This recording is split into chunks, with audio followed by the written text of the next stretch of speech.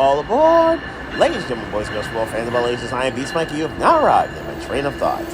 Today's Power Rankings is going to focus on my favorite movie series, the Saw series.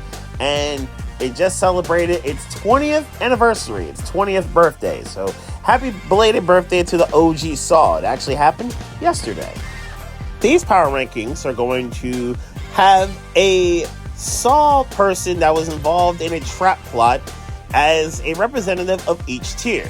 The further up the tier list we go, the more I actually wanted to see them succeed and or understood the ideology and reasoning for why they did what they did. So as I identify who is on what tier, I'm going to explain why I think they should have been there and why I'm glad that I put them here to honor their lineage in the history of the Saw series. So, without further ado, let's get to the Cecilia Peterson zombie tier. I wanted to see her get her comeuppance so bad in Saw 10.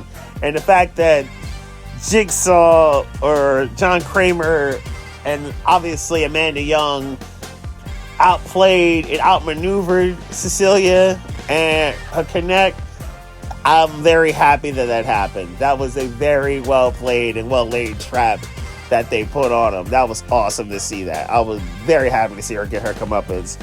Let's get to the zombie tier teams. Carolina, Hurricanes are back, and they're good, and they're fun to watch, as they always are. Can they actually break through and get to the Stanley Cup final in this era? I'd like to see it because they are a fun team to watch. I'll actually be doing their game on Thursday on SiriusXM against the Bruins. Looking forward to seeing that.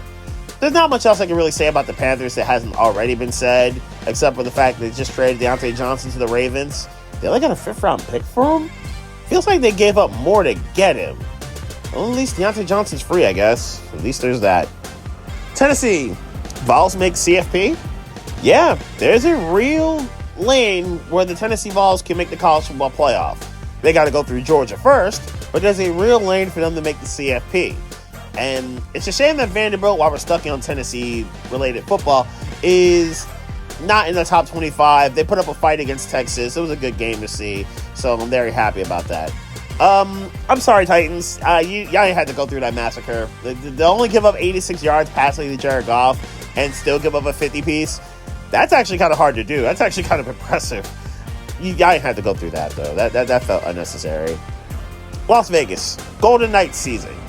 Like the Hurricanes, the Golden Knights are another team that's probably a Stanley Cup contender. They're starting off real hot as well. They're a really good team. I'm sure we're going to see them try to avenge what happened to them in round 1 against the Stars last year and going to try their hardest to make another run to the Stanley Cup Finals. They were the previous champions in 23.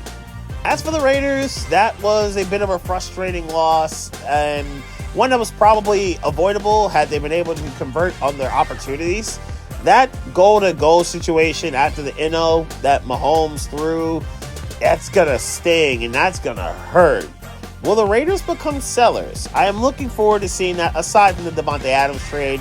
And the fruits of that labor are going to probably bear pretty well. Jacksonville, skill guy injuries. Travis Etienne's already missed the last couple of weeks. But now, as we've seen, they lost really promising star rookie Brian Thomas for a couple weeks. And then they lost Christian Kirk, who's been a pretty good receiver since he's been in Jacksonville, to a broken collarbone, and now he's out for the year. This has been an ugly year already for the Jaguars, and they've already traded Cam Robinson to the Vikings as of yesterday. It's not good for Jacksonville, and a season that started out pretty bad and has not gotten much better, aside from that Patriots win. It just can't seem to get their footing. What will they do when they inevitably do draft high? They can't move on from Lawrence, in theory, because that money is coming in a couple of years. They've got a massive amount of money going to Kirk, even though Kirk's been pretty good, now he's got this injury. They got to repair the defense in the worst way possible, right? Can't I just draft Will Johnson and keep it pushing? Jacksonville, get you a top corner. New York Jets, 2023 Mets remix. Maybe I didn't go far enough when I said that Aaron Rodgers was Justin Verlander as a Met. His one season in New York, or half a year, I guess, was last year in 23 with the Mets. The Mets were the highest payroll in baseball. And they were an abject disaster from the word go. Nothing went right. Their season was over before May ended. It was bad. And their pitching was terrible, and their hitting never showed up, and they were selling off pieces in July at the deadline. Max Scherzer and Verlander were both gone. Scherzer won a title with the Rangers. He barely pitched. It was already ugly. They had already lost Jacob deGrom in that offseason. deGrom went TJS and got a ring anyway because he was a part of the Rangers. It was just a horrible season for the 23 Mets. And that's what this feels like. It feels like they got a lot of this high-priced talent. A lot of the talent that we can put on sports cards and can put on jerseys and a bunch of other stuff. And they're just not a team. Or at least a good one anyway. What happens from here? Do the Jets start selling pieces? If I were them, I would, to be honest. New York Giants. Yankees survive sweep. That's at least some good news to come out of this week when it comes to New York sports teams. The Yankees did not get swept. They took care of business in Game 4 last night, put up a grand slam by Anthony Volpe, and they put up a 6-piece in the bottom of the 8th to make sure that they were not going to get swept, and the Dodgers will have to stay one more night in New York City before going back to LA. Will the Yankees go back to LA with them? I'm looking forward to seeing this. If there is a Game 7, I will be producing it. Look out for that. Cleveland. A-W. Jameis Winston. We got good Jameis. The Jameis Winston that cooks. The Jameis Winston that finds his guys. The Jameis Winston that doesn't make back-breaking, earth-shattering pick-6 type mistakes. Even though he wanted to. That Kyle Hamilton almost really could have ended the game and given the Ravens a win that maybe they didn't deserve. But Cleveland earned this win. Good job on their part. And it continues the narrative that Deshaun Watson is holding that team back because, let's face it, he kind of is. Can Cleveland make a run? I would probably still say no. But can they be respectable? Without Watson, I will say yes.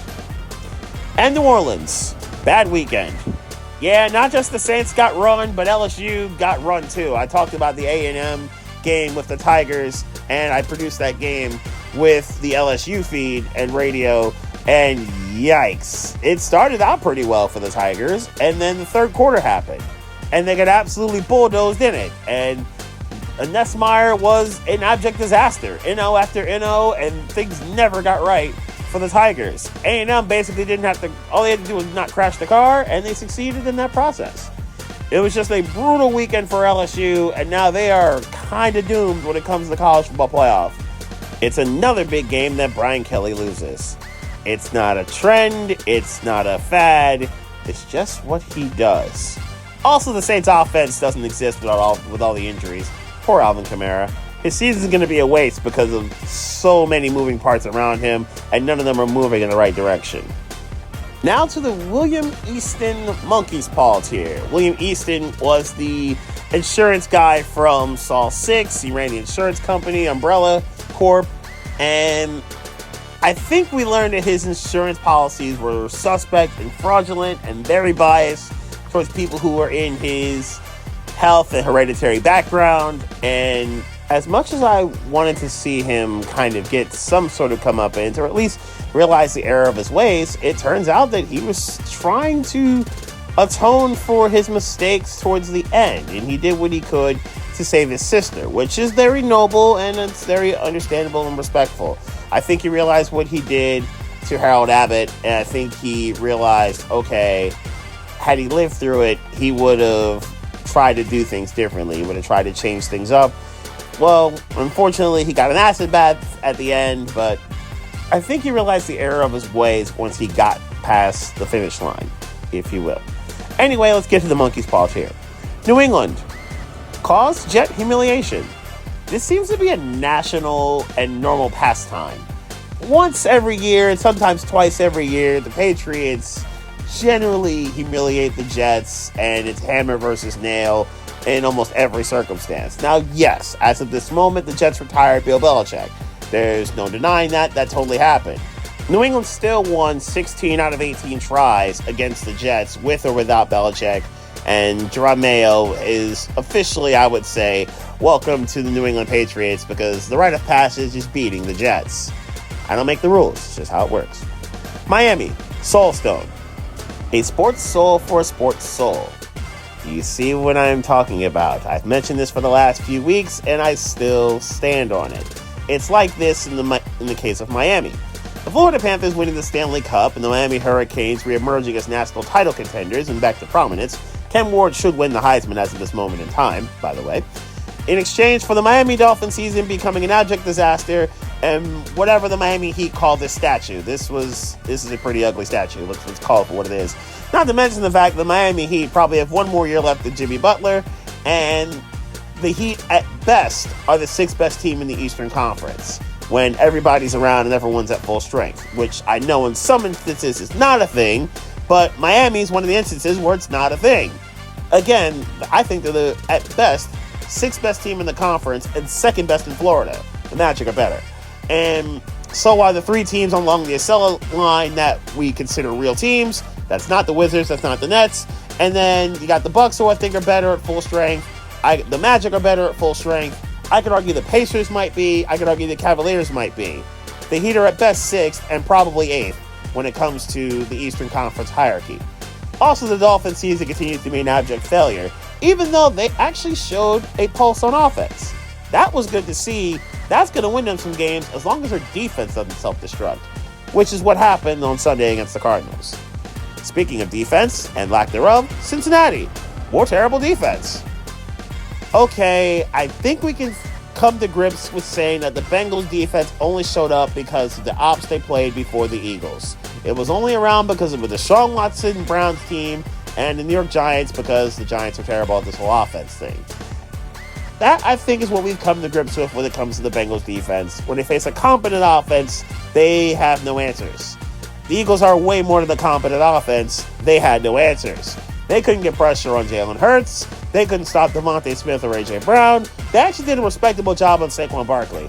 But that didn't matter. The Eagles still put up 37. And Joe Burrow wasn't at his normal dominant self to bail them out, which is what they need to get out of these types of situations and to bail them out of the trouble that they're in. They're third in the division that is further and further away from them actually winning it. And this is looking like this is going to be a really bad year for Cincinnati. Jamar Chase and T. Higgins payments are coming and are going to have to come fast. Dallas, deja vu. They had to win this game. They had no other option but to win this game against the Niners. Yes, they have a bunch of injuries, but so does San Francisco. The Niners are kind of dealing with a backup Voltron not named George Kittle, and they still got it done. Yes, Deebo Samuel kind of played. He tried to play, but no one else was really around for San Francisco to help Brock Purdy. And then Brock Purdy was the best rusher on the field, which is really saying something because, yet again, Dallas got clowned for not signing Derrick Henry. We all tried to tell you should have did that. And CeeDee Lamb and Dak Prescott were fine. It's just they were the only two on offense, and maybe some Rico Dowdle and maybe some Tolbert. But when you had to have it, when you needed a big play, when you had to have a go-get-it drive, Dak Prescott could not go get it. He went 1, 2, 3, 4 and out, and the game was a wrap 3 plays later. That's just disheartening to see from the Cowboys' perspective, and they just take this L. It's just unfortunate. Indianapolis, replacing Richardson. He really should have lied. Boys the Men Challenge. Great song on the album 20, by the way, while we're on the subject of 20. Great album there. I Should Have Lied is the best song off of it. It's a banger. Yet, Anthony Richardson should have taken that advice. He absolutely should have lied. He should have said he needed a rest and needed to tap out. Just hand the ball off to Jonathan Taylor and keep it pushing for a couple plays. That's all you had to do. Instead, he's going to learn. And I don't think he's going to learn as a passer. He's going to have to learn to not tell the truth in this situation first. I think he'd be all the better for it. Anyway, Indianapolis lost a very winnable game. And it's a shame because the Colts could have had the lead in the division if they had won this game. Despite all their injuries and all their flaws, that's what could have happened here. It's just a shame that it did not. Joe Flacco is better as a quarterback than Anthony Richardson is at this point in time. And considering where the Colts drafted him, this could be a colossal failure for Indianapolis. LA Rams, wide receivers return. Cooper Kupp and Puka Nacua have instantly made this offense night and day when it comes to what LA has. Kyron Williams scored his obligatory tutty, because of course he did. And then Kupp and Nacua did their thing. That's good to see. And Demarcus Robinson was wide open, it seemed like every other play, which is also good to see. The Rams offense will give them a fighting chance. And their defense, when they can get pressure, especially Jared Verse, who's having a very good rookie year, they're just going to be nasty like that. Yes, they got away with a face mask. It was some highway robbery. But the Rams have a real shot in an NFC West that did not separate themselves while they had to deal with all those injuries. That's scary to see, considering how good of a coach Sean McVay is. The Rams are not dead. And that's not a good look for the Seahawks, Cardinals, and 49ers. LA Chargers survived Bayou Mafia. Yeah, they got a little physical and aggressive towards Justin Herbert. And the Chargers didn't look spectacular except for Ladd McConkey and a little bit of Herbert, but they were able to get it done. The defense did what they were supposed to do. They bothered Spencer Rattler. They were generally solid and generally efficient, despite the early charging with that safety, because that's just classic charging. Even with all of that, they were able to get a relatively easy win once they got their legs underneath them and kept them pushing and kept them moving. Good to see. Can the Chargers make a playoff run? Only time will tell. And Tampa Bay, concerned about defense. Yes, not having Mike Evans and Chris Godwin is alarming, no question. But I think Tampa Bay's receivers are at least decent enough to play well against the mediocre to below average teams. Anybody with a respectable offense seems to really have their way with Tampa Bay lately. Atlanta's done it twice in 4 weeks. We saw Baltimore do it to them. This is a little concerning to me for the Bucs and how they could possibly move to stay alive in this wild card race. I don't know if I can really give them too much of a shot to win the NFC South, considering how far behind they are, and now they lose the tiebreaker to Atlanta because the Falcons shredding them on offense and back in a 4-week span twice. That's not great for them. Let's get to the Bobby Deegan playoff tier. Deegan claimed to have survived the trap in Saw 7, and as it turned out, he was frauding, he was lying to people, and he had to go through the entire trap plot of saving his handlers and his wife, prove that he was worthy of the survivor claim that he had bestowed upon himself and that other people thought that he actually had. And I thought it was a really good twist that the very last one in front of his wife, the very last trap, is that he had to put hooks into his pectoral muscles like he claimed he did and hoist himself up to free his wife from the burning pig. That was a very frightening trap. At least it would be in real life. She was going to get burned alive if he didn't do it. He didn't do it. It's not great. But yeah, I'm actually, towards the end, I was kind of cheering for him. I wanted to see him succeed. I wanted to see him free his wife. And I wanted to see him earn the life that he claimed that he had. Let's get to the playoffs here. Seattle, disastrous loss. This is ugly. Seattle didn't get out of the blocks at all in this game. They didn't look good from the word go. They disastrously messed up the second and third drives and only got 3 points when they could have had 14. And then Buffalo from then on basically took the game over and made things really, really bad for the Seahawks. Now, fortunately for them, they're in a division where they can afford this. And obviously it's a non-conference loss, so they can afford it. But it just looked really, really terrible based off of a game they kind of sort of had to have. It just didn't go their way at all. San Francisco still owns Dallas. Despite the injuries, despite the issues, despite the uncertainty that the 49ers may have, one thing has remained constant. They seemingly own the Cowboys. It's just what they've done. They find a way against the Cowboys, and it could have been easier had they not tried to self-destruct towards the end and forget to cover CeeDee Lamb, because that wasn't great. They are still effective and efficient at causing the turnovers that are necessary from Dak Prescott. Brock Purdy did his thing against the Cowboy defense. I know it's undermanned. I know it's shorthanded, but he still did his thing. And obviously Purdy was shorthanded. So without some of the Avengers or some of what I call Voltron. That's fine. Good work by the Niners to keep things rolling. Arizona, first place Birds.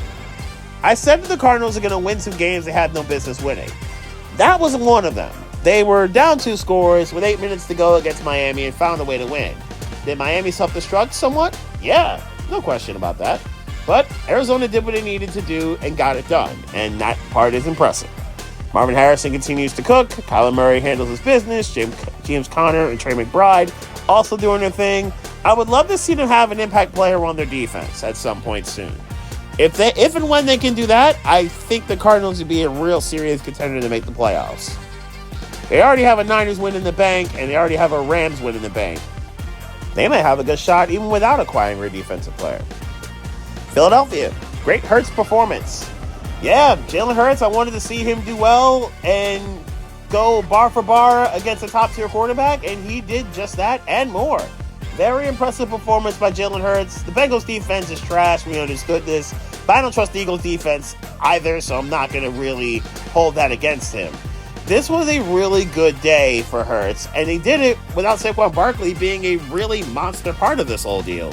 Great work on the part of the Eagles offense, and the defense stepped up and kept Joe Burrow at bay for the most part. This was a really good day for the Eagles. They will be tested later on in different ways, but this was a test they passed with flying colors. Chicago, Tyreek Stevenson game. And on their end, that's the guy we're going to remember from this. That's the circumstance we're going to remember because he was taunting the Commander crowd and then made a defining, infamous play where he deflects the pass and causes the touchdown to Noah Brown in the back end of the end zone to end the proceedings. It's an ugly game that really shouldn't have come down to the Hail Mary. The Bears had the opportunity to just run the ball in conventionally from the 1-yard line and gave it to a lineman who fumbled. He kind of deserved it after that, to be honest. So I don't think anyone's really going to feel bad for Chicago for how badly they bungled this game, and not even a Cincy challenge. Denver, a free win. It's Carolina, so of course, if you play competently, you generally are going to get the job done and get you a win. And that's kind of what the Broncos did. It didn't start that way, but it definitely ended as such. And it ended with a solid performance by Bo Nix and just all in all, pretty good and productive play by most Broncos. Denver's got a real shot to make the playoffs, and a lot of people probably don't want to see it because the whole Bo Nix thing is not a great look for a lot of people's eyeballs, but Denver looks like a legitimate playoff contender. That defense is going to keep them in a lot of games and win them a good amount of games. Let's see if they keep this going. Atlanta, Kyle Pitts game. This is the Kyle Pitts I think a lot of people thought was going to come out of Florida. The Kyle Pitts that would be a matchup nightmare for linebackers and for safeties and for cornerbacks for that matter if singled up on him, where he could just run down the seams and it's long bombs and tutties for Pitts all day long. That's kind of what happened early, even though Antoine Winfield Jr. almost miraculously stopped one. That was a really good play on his part. But Kyle Pitts did his thing, and Kirk Cousins did his thing, and Drake London caught another touchdown. And this was a very good day for the Falcon offense. The defense almost self-destructed, but found a way not to Falcon, which Atlanta, to be fair, is doing a little bit less of this year. That's good to see. Atlanta's got this division in a chokehold now, and they would have to actively Falcon to give it up. I don't think they're going to do that this time. It just doesn't feel like it. And Minnesota. Defense getting exposed. I am starting to get a little concerned about this defense. And maybe it's because they faced two pretty good offenses the last couple of weeks and kind of got shredded in both of them. The Lions offense has been rolling lately and can't seem to be stopped. So, okay, fine. The Rams defense just got healthy and seems to be rolling, which is not good for Minnesota. They could not blitz, and if the Vikings cannot blitz, they are in trouble because their cornerbacks have just not been able to cover. DeMarcus Robinson lit them up, and that's not great. Puka Nacua had a Hondo plus. Cooper Kupp scored a touchdown. I am getting a little concerned. They should do better this week, and I'll talk about their matchup later. But I'm getting a little concerned about what Minnesota's doing over the last few weeks.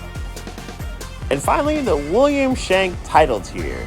This was in Spiral. He was the one that was behind everything. He was the one pulling the strings, if you will, for all the traps. And I actually kind of sort of sympathize with him because the catalyst of this was that cops basically used police brutality to kill his father. And he wanted to not necessarily get revenge, but kind of right a wrong in how corrupt officers were kind of taking over the area there. And he kind of got his lick back in spades with interest.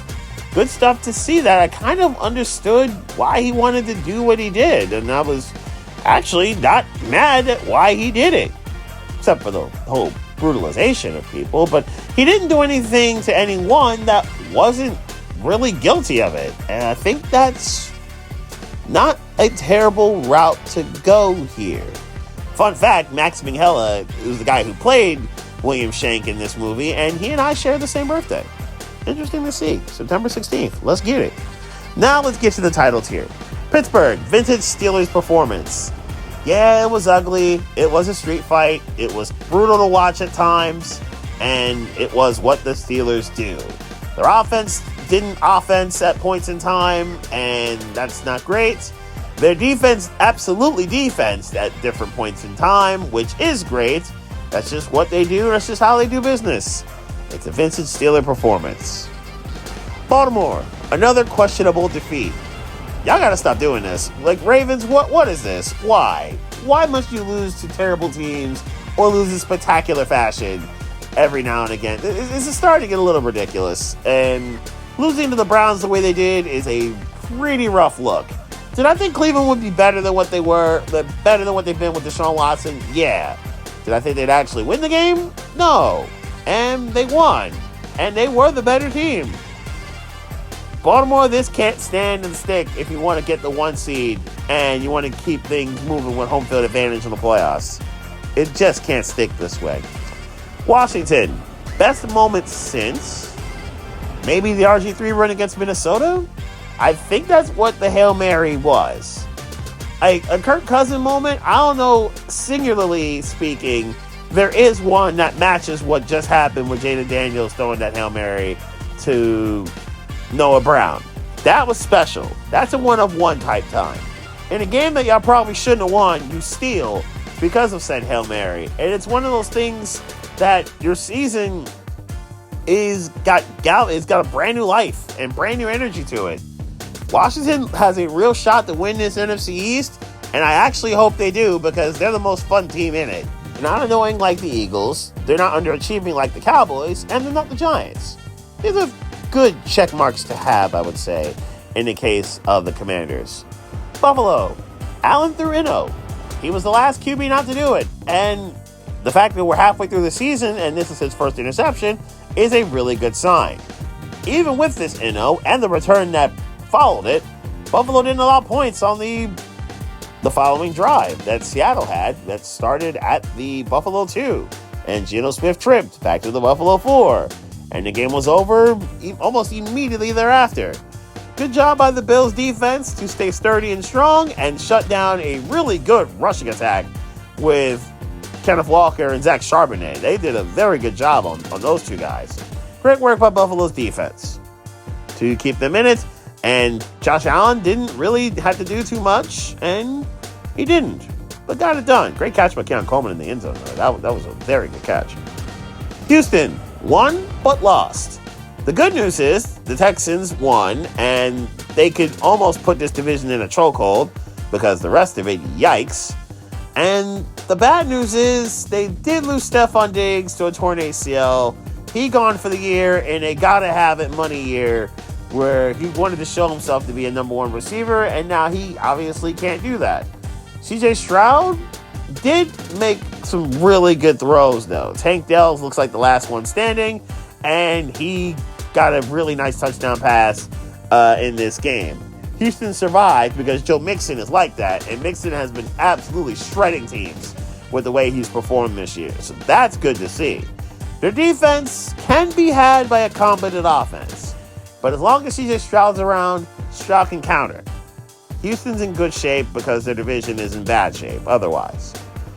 Green Bay, healthy love, which is needed for all things good and all things positive, but it's absolutely needed for all things Packers for them to be successful in January. Yes, Malik Willis has done a decent job of keeping them afloat when Love gets hurt. Unfortunately, it's becoming too frequent to see that. Will Love be around for the Lions game, which is very vital and very next, and something I will talk about very soon. Detroit, speaking of which, unnecessary annihilation. Yeah, that beatdown was not suitable for children. That's a horror movie that you just saw on a football field for 60 minutes. It was a bloodbath. It was a massacre. Something that you'd probably see in a Roman Coliseum or something, where you'd let the hungry lion go and you're not giving a titan or a warrior a knife or blade or something, or you've locked them in a lion's den and allowed the lions to say, lunchtime, boys. And that's effectively what happened. It was a mauling, and the lion ate. And a lot. And all that was left were probably bones. It's not great if you were not the lion in this situation. Detroit were the Lions in this situation, and they absolutely destroyed what was left of the Titans. In Kansas City, that makes sense. The defense doing its part, Pat Mahomes doing his part. Generally speaking, Kansas City wasn't perfect. They were efficient enough to make sure that despite the by Mahomes or mistakes by the defense or the Raiders actually doing stuff, they were okay. And it just didn't have to be like this at points, but they got it done and they made it happen, as only Kansas City knows how. Let's get to the games of interest. First, the zombie tier games. It's Patriots and Titans, and I get the sense this is going to be like $20. You could probably sit at the 50-yard line. This is going to be an ugly game. If Drake May's not playing because of the concussion he suffered against the Jets, it's going to be even worse. I would not subject people to watch this game, at least those who are free, I guess, or who want to see horror movies on the football field. This is probably going to be very ugly. And then Texans-Jets. What's interesting here, obviously, is that this is probably the last time we're going to have to watch the New York Jets play football on a primetime slot. That's good to see. And at least Houston should probably beat their brains in. That would be good to see, I guess, for the Texans' sake. But Stephon Diggs not playing is rather unfortunate. And I think that's a huge deal. And I do want to see if, Tank Dell aside, can the other receivers take care of business when it comes to the Texans? I guess Sauce Gardner's going to cover Dell, and I'm looking forward to seeing what he does against him. Also, Joe Mixon's been an absolute terror, and I think Mixon's going to keep that up. Let's get to the Monkey's Paw tier games. Cowboys, you got to win some games. You got to start winning them now. And if you don't, there's going to be some problems when it comes to trying to win this division or make the playoffs.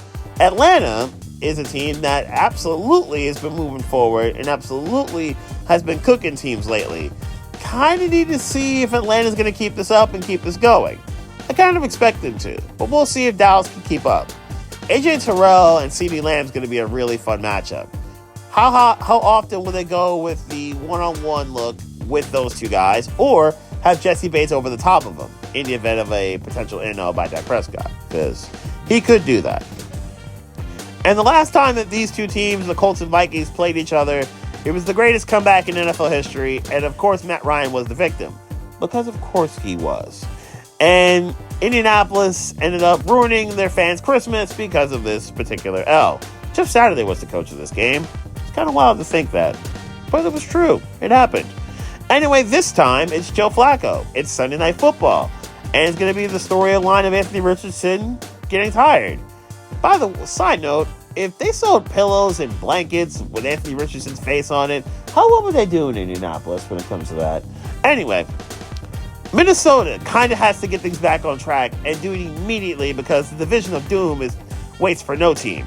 And they're going to have to make sure that they are at least in position to make the playoffs if they can't win the Division of Doom. This is a Sunday night game with some storylines to it. How well can Indy hold up with Flacco? And what Flacco are we going to see? The good Flacco, where you've got a real shot to win a lot of games, or the bad Flacco, where he makes a lot of mistakes in NOs and you hear the horn? We'll see on Sunday Night Football. Let's get to the playoff tier games. Bears, Cardinals, Kyler Murray, Caleb Williams, 2 Heisman Trophy guys. Lincoln Riley should flip the coin. He's not doing much else as a coach because the USC's is mediocre. But anyway, this is a fun game, I would think, with 2 fun offenses. I would think. Arizona's, I think, will show up. Marvin Harrison versus Jalen Johnson is a matchup I need to see. I'm looking forward to seeing it. Montez Sweat, can he get home and cause pressure on Murray if he's healthy? Because he had a little bit of an injury in the last game. I do want to see if that happens. And I'm looking forward to also seeing if Caleb Williams can respond after what was not a good performance against a mediocre defense in Washington. Arizona's defense is also not that great, which could lead to more destruction from Caleb or DeAndre Swift and company. This could be a fun matchup and one where a tiebreaker is going to come in handy later on this season. And then Rams-Seahawks sticking in the NFC West. This is a vital game, and one of which Seattle almost has to have, I'd argue, because of the loss to the Niners, and they got blown out by the Bills. It's just, for their own psyche, they're going to have this game, and they're going to have to make something happen here. Meanwhile, the Rams are healthier, and the Rams offense is looking pretty much whole at this point in time. The receiver matchup of Nakua and Cup versus Warren and Witherspoon, that is a battle I am looking forward to seeing. Can Seattle's offensive line hold up against the really good young Rams pass rushers? This is another battle I am looking forward to seeing. And now let's get to the title tier games. Ravens-Broncos. Denver's had a really good defense this year. And Bo Nix has not looked great at points, but Bo Nix has done a good job of not crashing the car lately. And that's been okay for Denver, and enough for the Broncos to win games. Meanwhile, when it comes to Baltimore, what Ravens team are we getting? Are we getting the Raven team that can crush worlds? Or are we getting the Raven team that is just not ready for the big time or the big stage? A question that we're going to need to see answer for Baltimore against a defense that is actually legit. PS2 versus A Flowers is a matchup I'm looking forward to seeing. Will Mark Andrews continue to make things right with fantasy owners? Find out on the next Dragon Ball Z. Or in Baltimore, because that's where the game is going to be played. And the obvious main event this week is Lions-Packers, and a game that's heavy in the Division of Doom. Green Bay's already got a division loss on their ledger. They lost to Minnesota. But now they get the Lions at home in a game where it is vital. Detroit could really put their own stranglehold on the Division of Doom because they've already got the win against Minnesota on the road. And now you're going to Lambeau and can get this win against the Packers on the road. How healthy is Jordan Love? Can the pass rush that Detroit is trying to build, not named Alex Anzalone because he's pretty good this year, can the pass rush aside from him continue to get to the QB, whether it's Willis or Love? And Tucker Kraft, who's been an absolute unit, can he, or Sam Laporta for that matter, who's been better lately too, which tight end gets it done? Which receiving core gets it done? A dynamic game that I really hope Jordan Love is healthy enough to play in. Let's see what happens. And so as I've reached the final stop of this train of thought, I noticed that the Steelers and the Niners are the ones waiting for me at the station. They're the only 2 teams that are on a bye in Week 9. Coming up next will be the picks. You know where to find them. Find them on the Sports Lounge page. You will see them on Thursday. And the Texans-Jets game will be the first stop of my next train of thought.